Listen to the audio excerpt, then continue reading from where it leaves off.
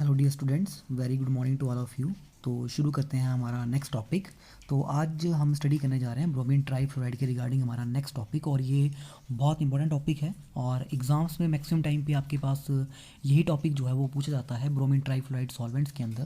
ठीक है, यहाँ से आपके पास मैक्सिमम टाइम पे एक या दो ही क्वेश्चन पूछे जाते हैं। तो उनमें से जो सबसे इंपॉर्टेंट जो आपका टॉपिक रहता है वो यही होता है हमारे पास, solvolytic reactions in bromine trifluoride. ठीक है, तो हमारा जो टॉपिक रहेगा आज का, that will be our solvolytic reactions in bromine trifluoride. तो देखिए, सबसे पहली चीज़ तो आपको पता होना चाहिए ना कि ब्रोमीन ट्राईफ्लोराइड के अंदर जब हम सॉल्वोलिटिक रिएक्शंस करने जा रहे हैं, ठीक है, मतलब हमने जब सॉल्वोलिसिस करनी है तो डेफिनेटली जो भी हमारे सॉल्यूट्स होंगे वो इसके अंदर डिजोल्व हो जाएंगे। ठीक है, आपको पता है सॉल्वोलिसिस हमारे पास एक ऐसी रिएक्शन होती है जिसमें हमारा जो सॉल्यूट होता है वो सॉल्वेंट के साथ रिएक्ट करके आपके पास उसके अंदर डिजोल्व हो जाता है। ठीक है, तो सॉल्वोलिसिस रिएक्शन हमारे पास होती क्या है, या सॉल्वोलिटिक रिएक्शन हमारे पास क्या होती हैं?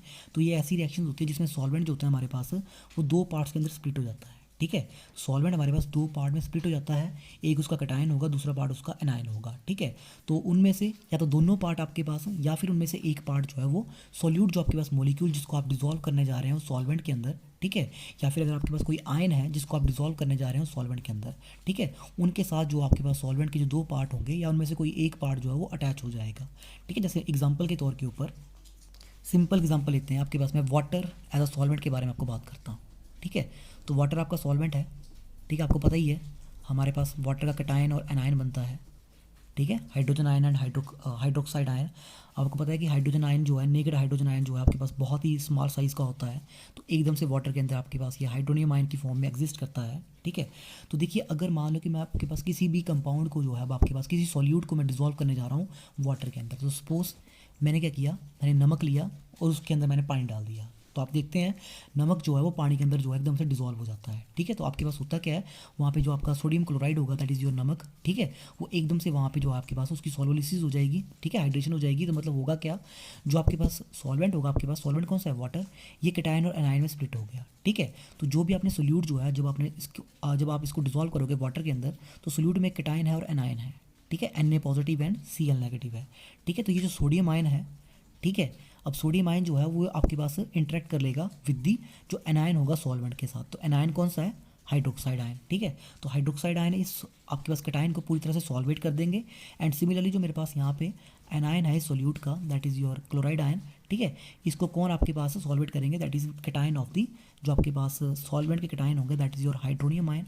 ठीक है, वो इसको सॉल्वेट कर देंगे। सिमिलरली मान लो कि ये तो बात हुई ना कि आपके पास जैसे सॉल्वेटिक रिएक्शंस मैंने आपको बताया कि सॉल्वेंट जो है दो पार्ट्स में स्प्लिट हुआ। ठीक है, तो आपके पास वाटर दो पार्ट में स्प्लिट हो गया, और जिस भी सोल्यूट को अगर आपने डिसॉल्व किया, तो मैंने यहाँ सोल्यूट लिया था NaCl, ठीक है, तो उसके साथ इसने इंटरेक्ट कर लिया। अगर मैं आयंस लेता, मान लो कि, तो आयंस मैंने ले लिया यहाँ पे आपके पास, सपोज की सोडियम आयन ही है मान लो।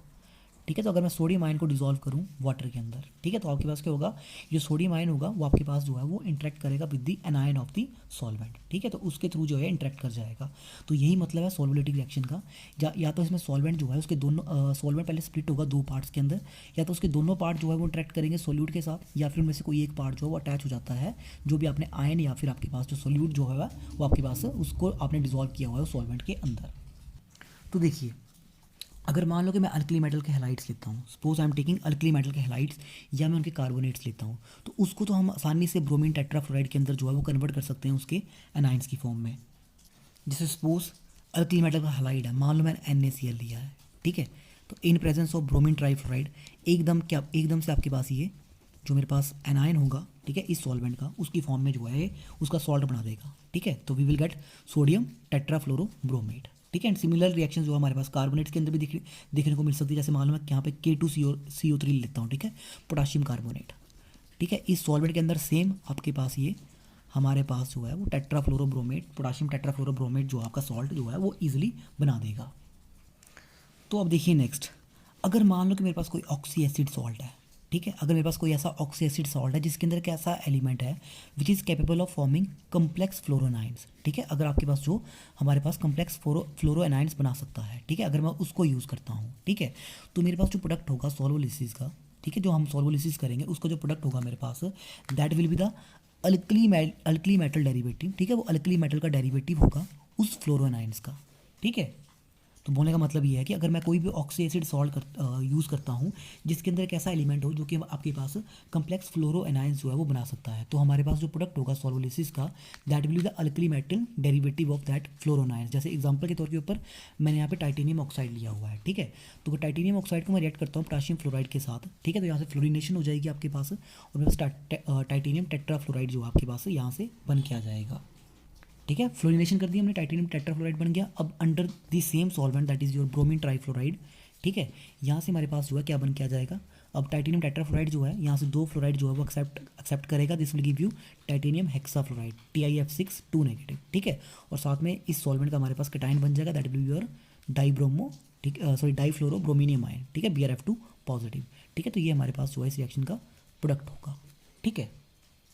सिमिलरली सो हम देखते हैं हमारे पास जो अदर हमारे पास जो आपके पास कंपाउंड्स होते हैं वो किस तरह से जो है हमारे पास उनकी सॉल्वोलिसिस होती है under the bromine trifluoride solvent, या किस तरह से वो डिसोल्यूट होते हैं इन दिस सॉल्वेंट। तो इस केस में हम लेट अस कंसीडर मैं बोरेक्स की डिसोल्यूशन स्टडी करते हैं, ठीक है। तो late us consider the dissolution of borax, ठीक है, डिसोल्यूशन ऑफ बोरेक्स को हम स्टडी करेंगे। तो बोरेक्स जो है हमारे पास दिस इज़ योर Na2B4O7 और साथ में होते हैं इसमें 10 वाटर, ठीक है। Borax is Na2B4O7 into 10 water. तो अगर मैंने इसको डिसोल्यूट किया, अगर मैंने इसकी सॉल्वोलिसिस की विद ब्रोमीन ट्राइफ्लोराइड, ठीक है, तो देखिए अगर मैं इसकी सॉल्वोलिसिस करता हूँ ब्रोमीन ट्राइफ्लोराइड के साथ, तो देखिए ये आपके पास फ्लोरिनेटिंग एजेंट है, डेफिनेटली आपके पास फ्लोरिनेशन करेगा। तो फ्लोरिनेशन किसकी होगी, सोडियम की हो जाएगी, we will get sodium fluoride. Boron है, this will give you boron trifluoride, ठीक है। बाकी तो आपके पास ऑक्सीजन बचा, ठीक है, और यहाँ से हमारे पास HBr बन जाएगा, we will get our oxygen molecule and यहाँ से HBr जो है आपका निकल जाएगा, ठीक है। तो मैं बैलेंस कर रहा हूँ इस रिएक्शन को, यहाँ से मेरे पास 2 सोडियम, ठीक है, 4 ये आपके पास 4 आपके पास यहाँ से बोरोन ट्राइफ्लोराइड बनेंगे। This is not bromine trifluoride, this is boron trifluoride, ठीक है। और टोटल ऑक्सीजन है मेरे पास 17, सो दिस विल बी 17/2, ठीक है। बाकी आप इस रिएक्शन को एक बार देख लेना, बैलेंस का आप खुद से चेक कर सकते हैं, ठीक है। तो देखिए यहाँ से मेरे पास क्या बना, बोरोन ट्राइफ्लोराइड, ठीक है। अब देखिए बोरोन ट्राइफ्लोराइड जो है आपके पास अंडर दिस सॉल्वेंट, ठीक है, ब्रोमीन ट्राइफ्लोराइड, यहाँ से एकदम से आपके पास दिस विल फॉर्म फ्लोराइड जो है एक्सेप्ट करेगा इस सॉल्वेंट से and this will give you BF4 negative, ठीक है। तो मतलब इस सॉल्वेंट के अंदर ये आपके पास क्या बिहेव करेगा, साथ में कैटायन देगा BrF2 पॉजिटिव, तो it means it behave as acid in this solvent, ठीक है। तो अगर इन दोनों को मैं इकट्ठा कंबाइन कर दूं, ठीक है, तो इन दोनों से मेरे पास क्या बन जाएगा, this will BrF2 sorry this is your BrF2 positive और ये BF4 नेगेटिव, ठीक है। तो इस तरह से हम इस चीज़ को हम इकट्ठा लिख सकते हैं इस पूरे कंपाउंड को।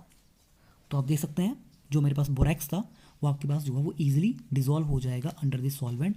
यहाँ से आपके पास सोडियम फ्लोराइड बोरोन ट्राइफ्लोराइड बनेगा, और बोरोन ट्राइफ्लोराइड जो है सॉल्वेंट के साथ आपके पास जो है वो ईजिली यहाँ से रिएक्शन देके this will form tetrafluoroborate along with difluorobrominium ion, ठीक है।